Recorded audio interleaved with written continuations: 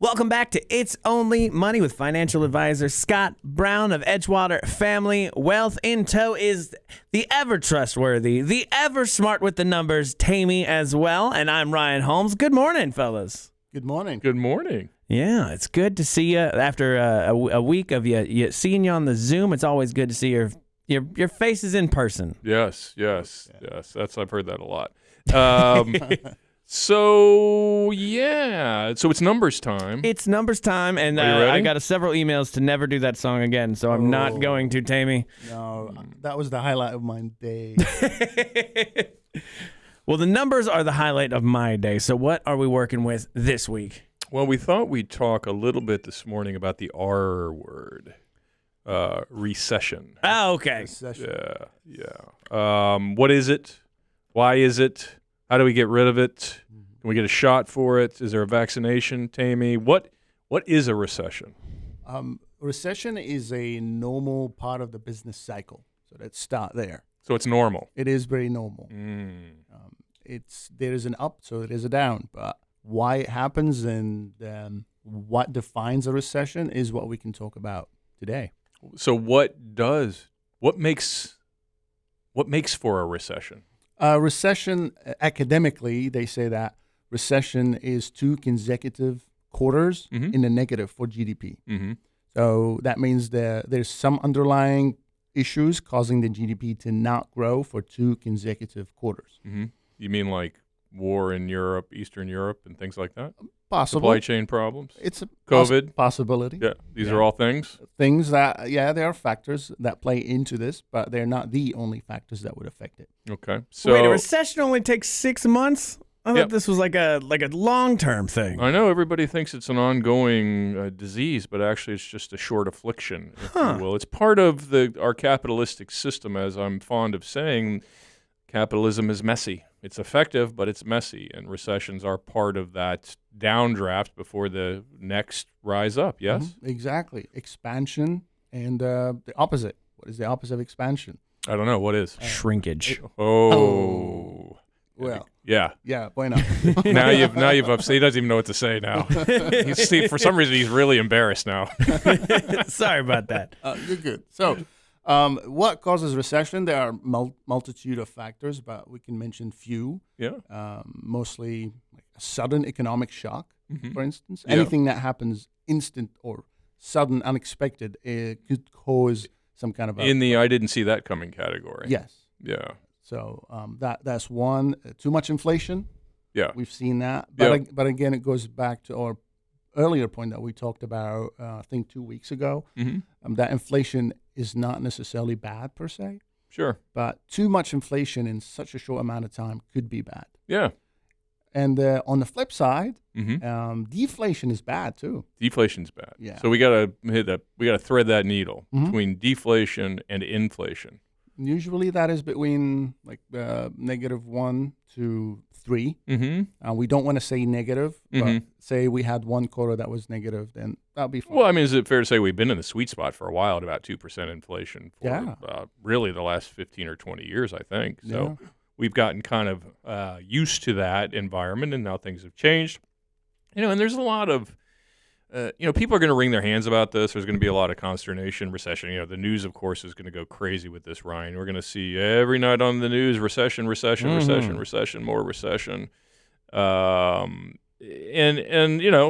I'm fond of saying, the news is not big on good news. Good news doesn't sell because nobody hears, plane lands safely. Nobody's reading that. Yeah. It just, nobody cares about the good things. So According to the news, I've lived through like 4 once-in-a-lifetime events, so I'm not even sure where I'm at anymore. and that's how they like it. And now a word from our sponsor. So Tammy, I mean, so let's talk about historically, how many recessions have we had, say, in the last 20 years? Do you know? We had about 4. 4. Yeah. 4? Yeah. But I still have money. Yeah, that's weird. Nobody Yeah, right. died? We had recessions and nobody died? No. It's nobody as I died know. from the recession. I shouldn't say nobody died, Yeah. but people have died clearly in the last 20 years. But nobody's died from the recession. I wouldn't say directly. Okay, fair enough. So how long on average would you say those recessions last? On average, we'd say 10 to 12 months. Ryan, would you have guessed 10 to 12 months? I would have said another 6 months. That's where I was at, because everything's apparently way shorter than I thought it was before. Yeah. So, and that's common perception, right? And this goes back to my favorite topic, which is recency bias. That is the worst affliction investors suffer from. Is whatever happened yesterday is going to happen to tomorrow. And the reality is, and then we think, well, we're in a recession. If we actually indeed end up this next quarter being negative GDP, that will technically, academically, as you said, put us in a recession. Can money be made in a recession? Absolutely. That's when money is made. When you buy and what you do during a recession, I think Warren Buffett would tell you, is critical to your success. So some people during a recession will pull in their horns, right? They'll say, oh, things are bad. I shouldn't invest. It's going to be terrible out there. Bad stuff's going to happen. I'm not buying anything. I'm going to hoard my money, or I'm going to bury it under the house, or I'm going to buy gold or crypto or store food or whatever. And then what'll happen is we'll come out of the recession, and then 6 to 12 months after we've come out of the recession and the market's up and everybody's happy and there's dancing in the streets, they'll go, oh, now I should invest when things are already back up, right? So I don't know if you've heard this saying, Ryan, buy low, sell high. Mm-hmm. I've heard that somewhere. Did you make that up? I did actually make that up. That's not true. But somebody made it up, and there's a good reason for it, is if we're in tough times, we're in a recession, we're in a depression, which we'll talk about in a second because we have never been in one in our lifetimes. That's the time to be brave. That's the time to say, hey, Amazon used to be $1 zillion. Now it's only half of $1 zillion. Or Microsoft used to be 200. I really like Microsoft. I think they're a good company, but now they're only 100. I don't like them anymore. No, that's not a thing. That's not what you should say. You should say, I used to like it at 200. I love it at 100. So if it's a viable company, you think they're going to be around, I would suggest that those stocks that you thought you wanted to buy 6 months ago, you should probably look really hard at right now. Pretty much. But I read in this book, it's called I've Never Made Anybody Rich, and you can find it on Amazon, I guess. Some guy wrote it. Yep. And it said a bull market is not the cure for a bear market. Well, a bull market will eventually at some point follow a bear market. That was just me throwing out that. Yeah, I think you might have made that up. But just in case you didn't, I'll address that, is not to confuse a bull market with brilliance, and at the same time, don't confuse a bear market with stupidity, right? It's just a cycle. And if you choose to invest at the end of the upcycle, you're kind of shooting yourself in the foot. Again, there's more cash in this country right now than there's probably been ever. We have $25 trillion sitting in money markets and things like that. And a lot of those people will wait until the market dips and comes back up before they invest. And what I'm saying is nothing's changed fundamentally in this country, right, Tammy? Nothing. We're still America. It's still capitalism. It's still, go team. We're still, pedal to the metal in terms of economics. Unemployment is really low right now. Very low. Right? That's a good thing. Inflation's a problem. There's no doubt about that. But I think some of that will wane. Maybe not all of it, but some of it. You look at these times of turmoil as opportunity.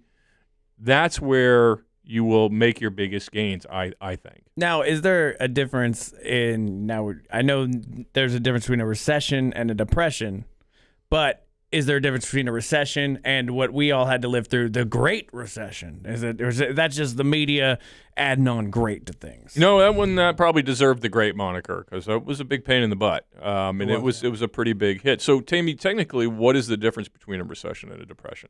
Let's say that depression is the bigger brother of a recession. It's the same causes, but is way steeper consequences. And I have an example here. We had only one depression in the modern U.S. history, which was in the 1930s. Yeah.